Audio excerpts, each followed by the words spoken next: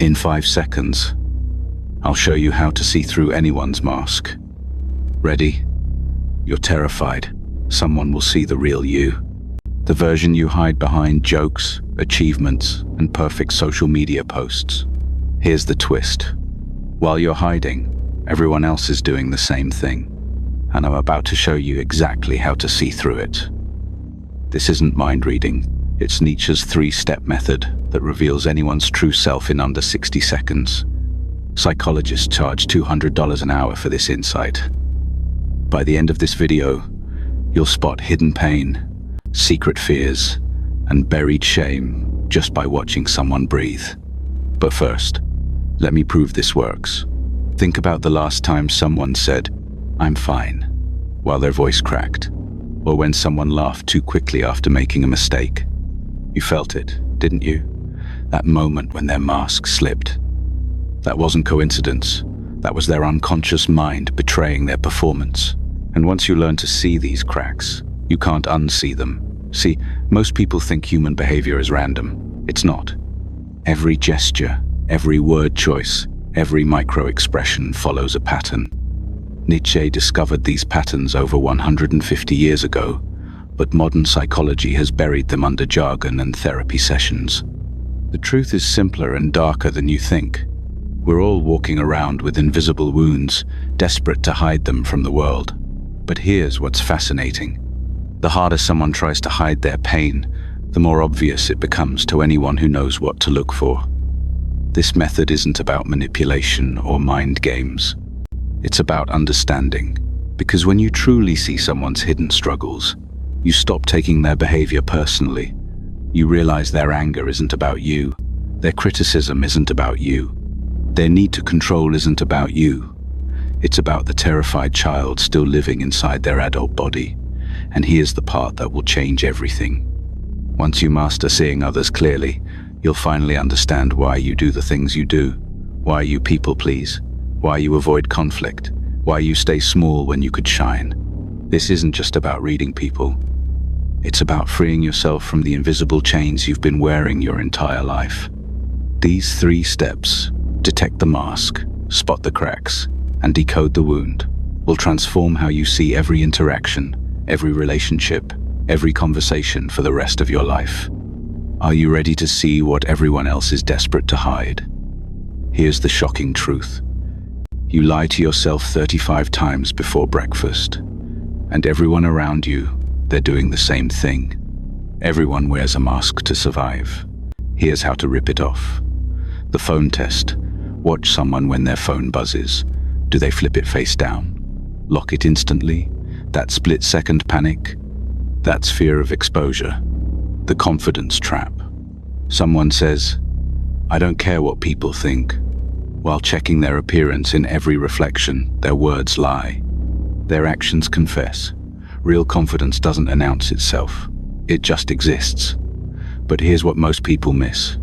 Masks aren't just about hiding flaws. They're survival mechanisms built from childhood trauma. The class clown learned that being funny kept them from getting hurt.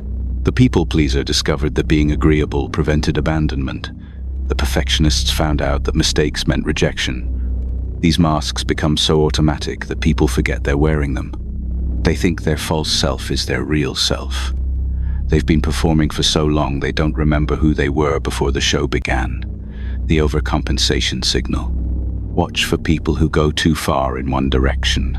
The person who's always positive has buried their sadness so deep they can't access it anymore. The one who never shows weakness has convinced themselves that vulnerability equals death. The energy mismatch. Pay attention to when someone's energy doesn't match their words. They say they're excited about their promotion, but their shoulders are tense. They claim they're happy in their relationship, but their smile never reaches their eyes. The body keeps the score even when the mind lies. The timing tell. Notice how long it takes someone to answer personal questions. Instant responses to "how are you feeling" are rehearsed. Real emotions need a moment to surface. When someone has a perfect answer, ready for everything, they're not thinking, they're reciting. The critic's confession. People attack what they fear in themselves. The person who hates lazy people They're fighting their own urge to quit. The one who mocks emotional people, they're drowning their own tears. This isn't projection, it's confession. The virtue signal. Someone posts about kindness while treating waiters like garbage. Someone preaches honesty while lying about their weekend. True virtue doesn't need applause. The mirror effect. Here's something disturbing. People often become what they judge. The person who constantly criticizes others for being fake becomes the most inauthentic person in the room. They're so focused on spotting masks that they perfect their own. The control freak. People obsessed with perfect schedules fear internal chaos. The micromanager isn't strong, they're terrified. Want proof? Think of someone who annoys you most. What specific trait bothers you? That's your own hidden fear staring back. But that's not the craziest part. Masks crack under pressure. Here's where to look. The over-explainer. When someone justifies themselves before you even question them, they're not explaining to you, they're convincing themselves. It's anxiety wearing a logic costume, the comedian's curse. Constant jokes are emotional armor. The class clown isn't happy. They're hiding something that hurts too much to say directly. The subject changer. Bring up feelings and watch them pivot to weather, work, or anything else. They're not avoiding you. They're running from themselves. But here's what reveals the deepest cracks. Stress. When pressure builds, masks slip. The composed manager snaps at their assistant. The spiritual guru loses it in traffic. The relationship expert can't keep their own marriage together. The inconsistency pattern. Watch for contradictions across different settings. Someone's a saint at church, but cruel to their family. They're generous with strangers, but stingy with loved ones. These inconsistencies aren't personality quirks. They're evidence of multiple masks worn for different audiences. The trigger response. Everyone has specific words or situations that make their mask crack instantly. Mention their ex and watch their energy shift. Bring up their childhood and see them deflect. These triggers are doorways to their deepest wounds. The silence, fear. Some people can't tolerate quiet moments.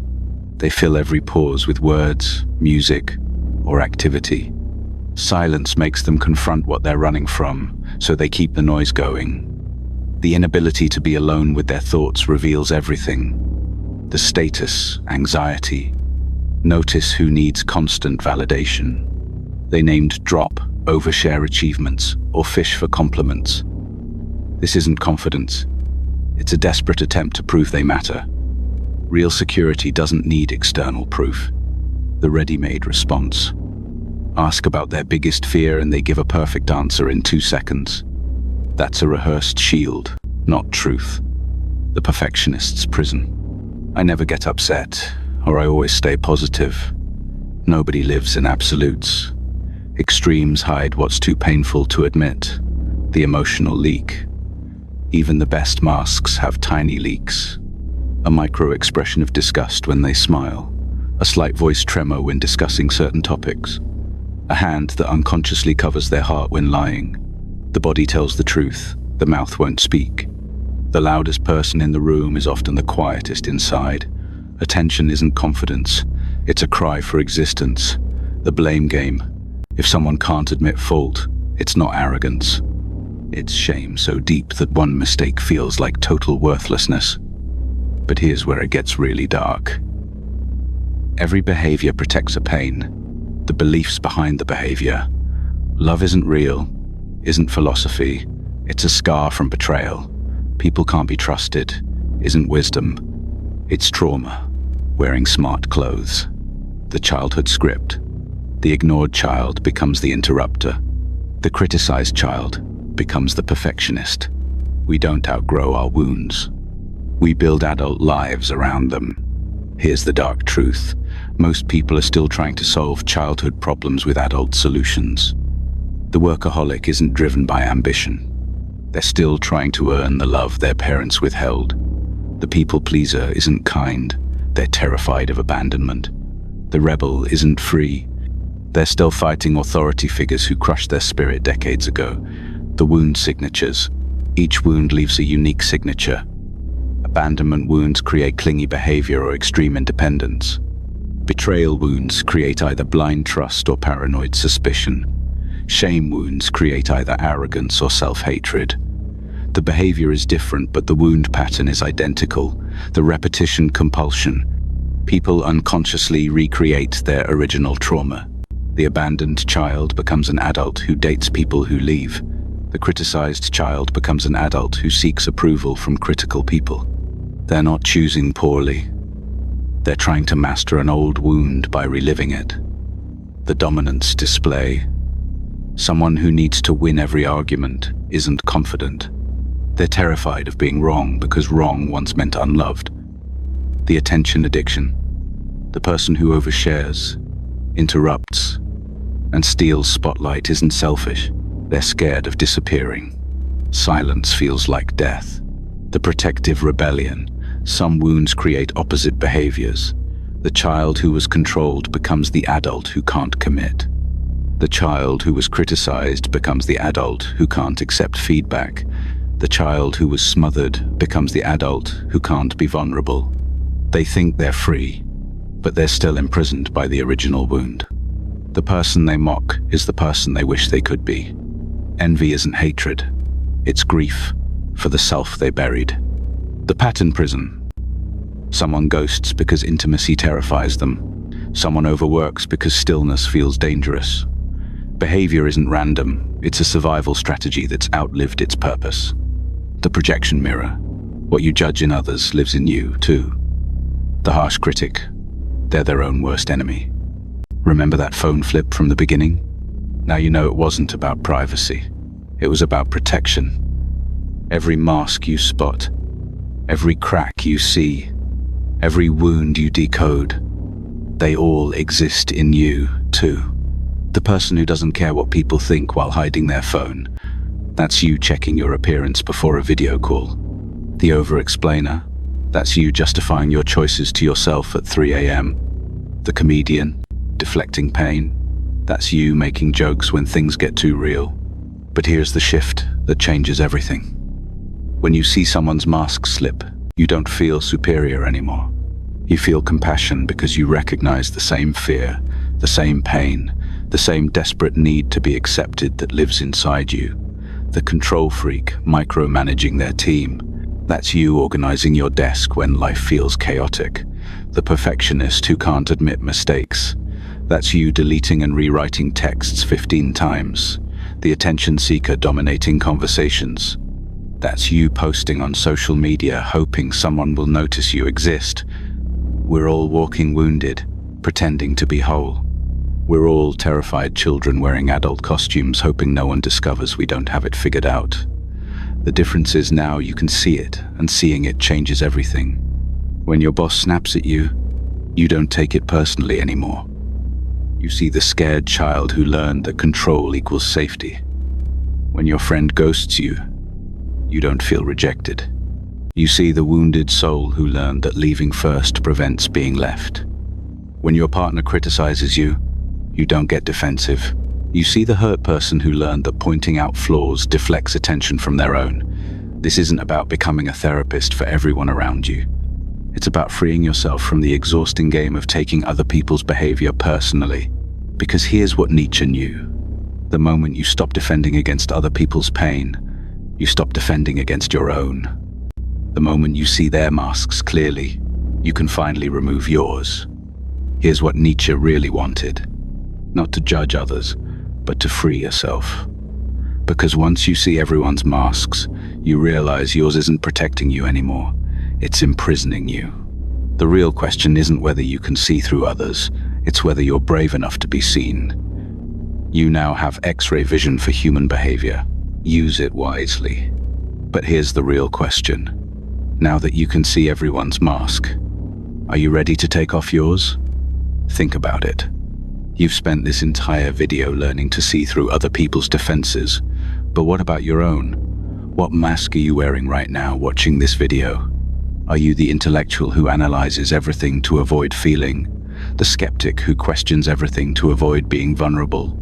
The helper who focuses on others to avoid facing themselves? Because here's what happens next. Once you truly see how masks work, yours starts feeling suffocating. The performance becomes exhausting. The false self starts feeling like a prison instead of protection. And that's when the real work begins. Most people stop here. They use this knowledge to feel superior, to judge others, to maintain distance. They become professional mask spotters, but never face their own reflection. They think seeing through others makes them evolved, but they're still hiding from themselves. But not you, because you understand that this journey isn't about them. It's about you. Next week, I'll show you what happens when you stop hiding and meet your real self for the first time. It's terrifying. It's necessary, and it changes everything. I'll walk you through the exact process of removing your mask safely, how to face the wound underneath without being destroyed by it, how to show your true self without losing the people you love, how to be authentic in a world that rewards performance. You'll discover why vulnerability is actually the ultimate power move, why your flaws make you more lovable, not less, why the thing you're most ashamed of might be your greatest gift. But I have to warn you, once you start this process, there's no going back. You can't unsee what you've seen. You can't return to the comfortable lie of your false self. The truth will change how you show up in every relationship, every conversation, every moment of your life. Are you ready for that level of transformation? Drop a comment. Which mask do you wear most? The perfectionist, the comedian, the controller, the helper, the rebel? I read every single one. Subscribe if this opened your eyes, because in the next video, we're going deeper than anyone else dares to go. See you in the next dimension.